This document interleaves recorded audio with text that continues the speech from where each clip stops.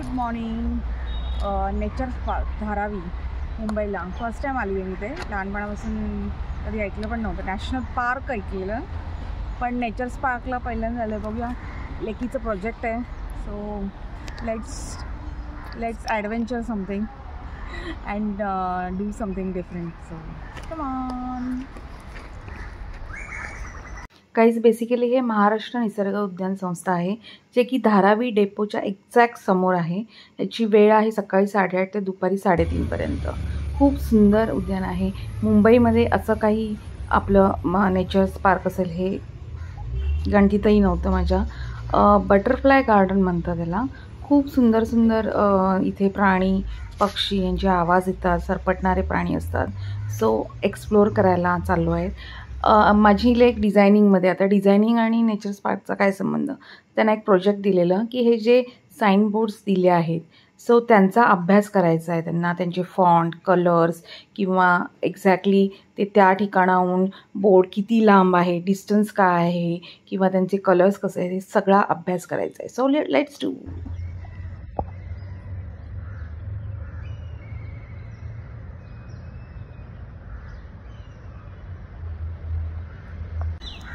Guys इथे फुल paper फ्लावर्सचा सडा पडला असं म्हणायला. म्हणजे सगळे छोटे छोटे प्लांट्स आहेत पेपर फ्लावर्सचे.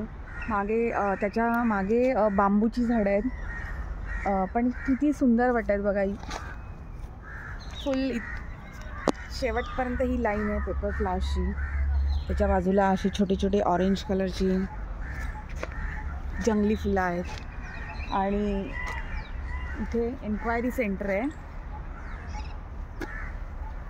औषधी वनस्पती, बाकी मोठे मोठे झाडं, पिंपळाची, वडाची खूप सारी आहेत. आम्ही एंट्रीलाच आहोत. तर पुढे काय काय आहे ते मी तुम्हाला दाखवते. पण खूप छान वाटते. एकदम शांत, पक्ष्यांचे आवाज वगैरे.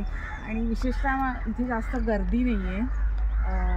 मे बी लोकांना नेचर एक्सप्लोअर करायला अशा ठिकाणी कमी आवडतं. पण खूप मस्त आहे, मस्तच आहे. सो एन्क्वायरी सेंटरमध्ये आम्ही जाऊन चौकशी केली की काय काय आहे इथे, काय बघू शकतो, आपल्याला नवीन काय काय दिसू शकतं किंवा कोणते पक्षी आहेत, बटरफ्लाय आहेत. सो थोडी चौकशी करून आम्ही पुढे निघालो. सो पुढे एक बटरफ्लाय गार्डन होतं. खूप सुंदर. ॲक्च्युली ते बटरफ्लाईज आम्हाला आमच्या कॅमेऱ्यात कॅप्चर होत नव्हते, पण खूप साऱ्या जाती प्रजाती आहेत तिथे बटरफ्लायच्या. डोळ्यांनी ते नयनसुख आम्हाला घ्यायला मिळालं.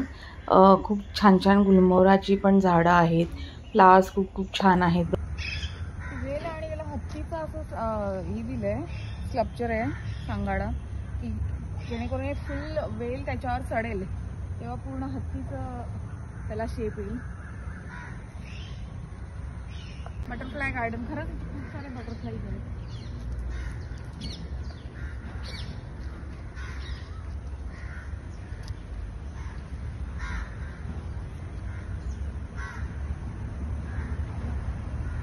लिलीचं झाड आहे.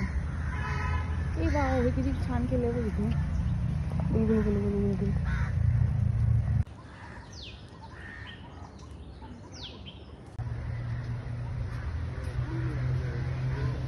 निसर्ग फेरी नेचर ट्रेल आतमध्ये आहे.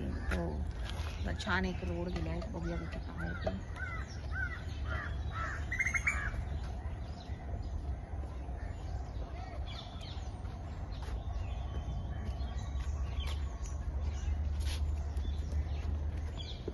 पावसाळ्यात खूप छान वाटतं.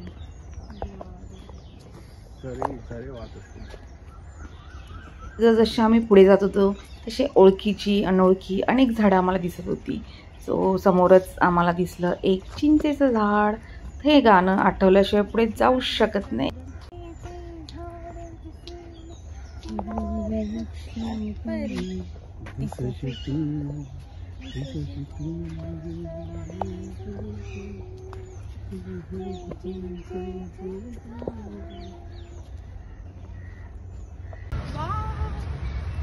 वरपासून खालपर्यंत मस्त आहे. वेल आले त्याला फुलपाखरू पण आहे. आजकालची मुलं माडाचं झाड आणि कोकोनट ट्री माडाचं झाड म्हटल्यानंतर लगेच कोकोनट ट्री येते. माडाचं झाड बघ असं आडवं मस्त. कोकोनट ट्री येते.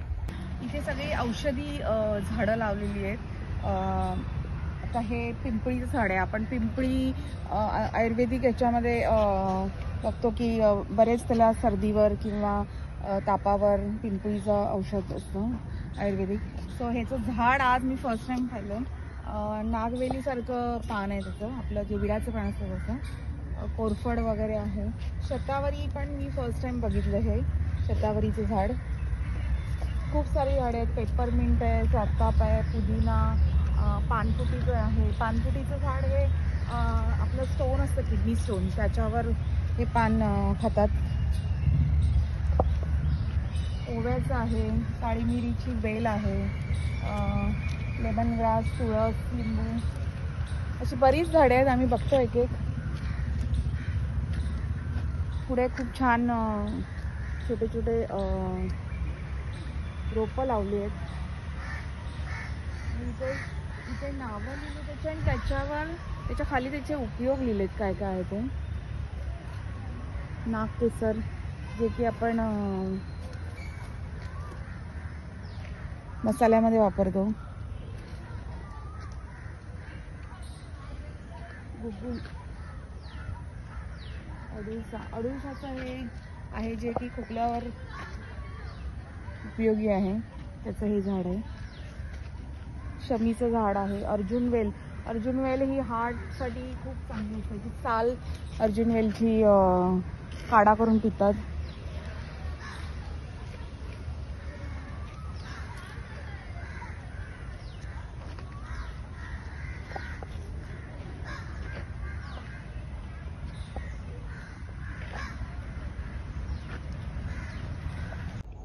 गाईज, बकुळ, जे आपण मराठीमध्ये बकुळीची फुलं असं नेहमी बोलत असतो, तर फर्स्ट टाइम मला कळलं त्याला स्पॅनिश चेरी म्हणतात. बकुळीचं फूल मराठीमध्ये किती सुंदर, आणि त्याला असं स्पॅनिश नाव असेल, स्पॅनिश चेरी. सो हे झाड आहे बकुळीचं. फुलं नाही आहेत त्यावर, पण बकुळीचं झाड आहे असं. जसजसं आम्ही पुढे जात होतो तसतसं घनदाट जंगल वाढत होतं. वर बघायला तर गच्च हिरवी पानं, त्यात हळूच टोकवणारा सूरजदादा. किती छान वाटतं. एक रम्य सकाळ वाटत होती. आणि सगळीकडे छान छान कडुलिंबाची झाडं, वडाची झाडं, त्यानंतर आंब्याची झाडं होती. खूप छान वाटत होतं. सकाळी एवढ्या कधी असं रम्य ठिकाणी गेलो नाही, पण हा एक खूप चांगला एक्सपिरियन्स होता. वेगवेगळ्या पक्ष्यांचे आवाज आम्हाला ऐकायला मिळत होते, जे की आपण फक्त गावी गेल्यावर अनुभवतो, ते पण सकाळी कुठे बाहेर गेल्यानंतरच. अजून एक विशेष गोष्ट की इथे प्रत्येक झाडाच्या पुढे एक दर्शक दगड होता, जिथे त्याचं नाव, नक्षत्र आणि राशी लिहिलेली होती. विशेष गोष्ट आहे. लांबून आम्हाला वडाचं झाड वाटलेलं, पण इथे वेगळं आहे. इथे लिहिलं आहे पायरी वृक्ष, आणि त्याची रास आणि लिहिली आहे. पण याचा जो बांधा वगैरे सेम वडासारखा आहे. पारंब्या पण त्याला वडाच्या लांबून, पण हा पायरी याची पानं वेगळी आहेत. जवळ येऊन दिसलं ते पिंपळासारखी पानं आहेत, वेगळी पानं आहेत. पण त्याचा जो बांधा आहे तो खूप सुंदर आहे. व्हाईट फिश कलरचा बांधा आहे, पण छान वाटतं. फिरता फिरता आम्ही एंडला एकदम बॉर्डर लाईनला आलो. त्याच्या पलीकडे बघतो तर पूर्ण BKC वर्ल्ड दिसत होतं. सो त्याच्या बॉर्डरच्या पुढे पूर्ण BKC आहे. खूप छान वाटत होतं बघायला. गाईस, त्या उद्यानात एक महाराष्ट्र गव्हर्नमेंटची नर्सरी आहे, जिथे वेगवेगळ्या प्रकारची फुलं झाडं, वन औषधी उपयोगी अशी झाडं आहेत. बहुतेक ही झाडं बाहेर मिळताना थोडी मुश्किल असतात, पण इथे सगळ्या प्रकारची झाडं आहेत. खूप मस्त आहे. आपण ती खरेदी करू शकतो. नक्कीच भेट द्या, कारण खूप सारे लोक इथे खरेदी करायला येतात.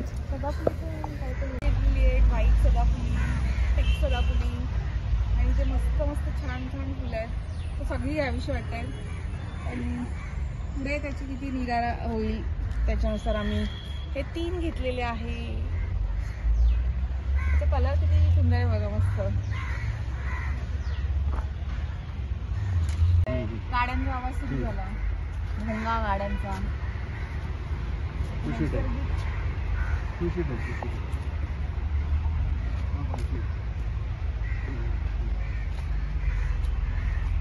सो अशा प्रकारे आम्ही मस्तपैकी नेचर ट्रेल करून आता एंड पॉईंटला आलेलो आहोत. खूप छान वाटलं पूर्ण दिवस. असं जराही थकल्यासारखं नाही वाटलं, कारण आपण गर्दीपासून खूप लांब होतो. आणि हे वेगवेगळे साईन बोर्ड्सचा अभ्यास करून माझ्या लेकीने सगळं कॅप्चर करून मस्तपैकी खरेदी करून आम्ही निघालेलो. सेल्फी तो बनता है एवढं सगळं फिरून. सो मस्त सेल्फी काढून आम्ही एंड पॉईंटला आलो आहे. सूर्यास्त मस्त दिसतोय. सो नक्की विजिट करा गाईज.